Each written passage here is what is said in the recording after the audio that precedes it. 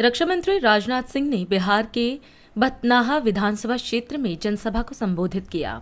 इस दौरान उन्होंने कहा कि पिछले 20 वर्षों से नीतीश कुमार के नेतृत्व में बिहार ने विकास और सुशासन की नई मिसाल कायम की है।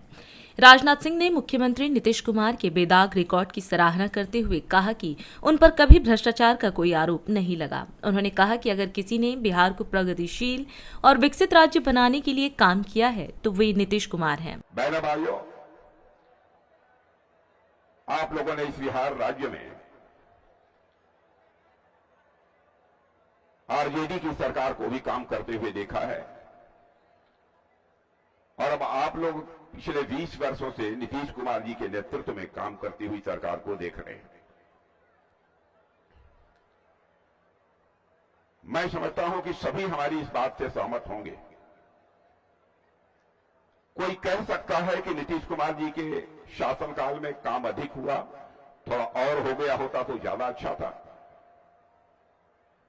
लेकिन इस बात को कोई नकार नहीं सकता है कि बिहार आगे बढ़ता हुआ बिहार और विकसित भारत की ओर बढ़ता हुआ बिहार यदि किसी ने बनाने का काम किया है तो नीतीश कुमार जी मुख्यमंत्री के नेतृत्व में ही हुआ है इस बिहार का।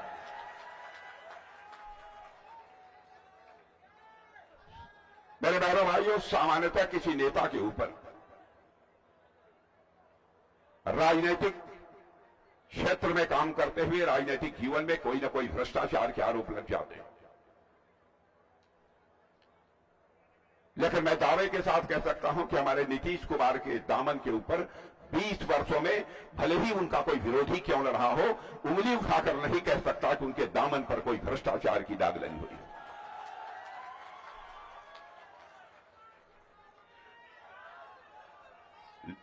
आरजेडी का शासनकाल भी आप लोगों ने देखा है। आरजेडी का भी शासनकाल मेरे बहनों भाइयों आप लोगों ने देखा है। गुंडे बदमाशों का बोलबाला सारे बिहार में था। यहां तक कि लोग कहते थे कि बिहार छोड़कर भाग जाओ, यहां कब क्या हो जाएगा कुछ कहा नहीं जा सकता। हर व्यक्ति अपने को असुरक्षित महसूस कर रहा था। और मैं कहना चाहता हूं बहनों भाइयों, इस बिहार की जो कभी शोहरत हुआ करती थी, समाज जीवन के हर क्षेत्र में जो शोहरत हुआ करती थी, उसको मिट्टी में मिलाने का काम यदि किसी ने किया है तो आरजेडी ने किया है मेरे बहनों भाइयों, और किसी दूसरे ने नहीं किया है। एक ऐसा माहौल उनके समय में था। विकास के नाम पर जैसी हालात थी, उस युग को लोग लालटेन युग कहते थे। लेकिन आज मैं दावे के साथ कह सकता हूं कि पूरे बिहार में बिजली तेजी के साथ आ रही है। आश्वासन का जहां तक प्रश्न है बहनों भाइयों, इन लोगों ने बहुत सारे आश्वासन बिहार की जनता को दिए हैं। आंशिक रूप से भी अपने आश्वासनों को पूरा कर दिया होता तो मैं समझता हूं आज के कई वर्षों पहले ही हमारा यह बिहार विकसित बिहार बन गया होगा और इस बिहार की प्रतिष्ठा पहले ही कहीं और अधिक बढ़ गई होती, लेकिन इन्होंने नहीं किया। फिर से आकर जनता से ये वोट मांग रहे हैं, सरकार बनाने का दावा कर रहे हैं। हमारे नेतृत्व का जहां तक सवाल है, हमारे नेतृत्व के ऊपर एक भी भ्रष्टाचार की दाग नहीं है और इनके ऊपर भ्रष्टाचार के गंभीर आरोप हैं।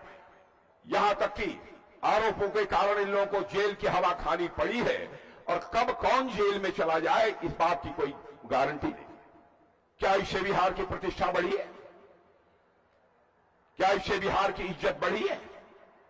हमारे यहां की एनडीए की सरकार ने बिहार के विकास के लिए, बिहार की जनता के लिए क्या क्या किया है, यह मुझे बहुत विस्तार में जाकर बतलाने की जरूरत नहीं है। हमारा चुनावी घोषणा पत्र जारी हो गया है। चुनावी घोषणा पत्र भी आप लोगों ने समाचार पत्रों में पढ़ा होगा और हमारी पार्टी के कार्यकर्ताओं ने उसे आपको बतलाया होगा। बहनों भाइयों, मैं कहना चाहूंगा, हमारा चुनावी घोषणा पत्र यह कोई सामान्य दस्तावेज नहीं है, बल्कि यह मानकर चलना यह भीष्म प्रतिज्ञा है बहनों भाइयों। जो कोई भी हम लोगों ने अपने घोषणा पत्र में कहा है उसे हम अक्षरशः पूरा करके दिखाएंगे। और बहनों भाइयों, मैं आपसे यही निवेदन करना चाहता हूं हमारे अनिल राम जी को पहले से ज्यादा मतों से और पूरी ताकत के साथ अनिल राम जी को जिताकर आप विधानसभा में भेजिए। ये दूसरी बार जीत कर जाएंगे, पढ़े लिखे हैं, इंजीनियर हैं।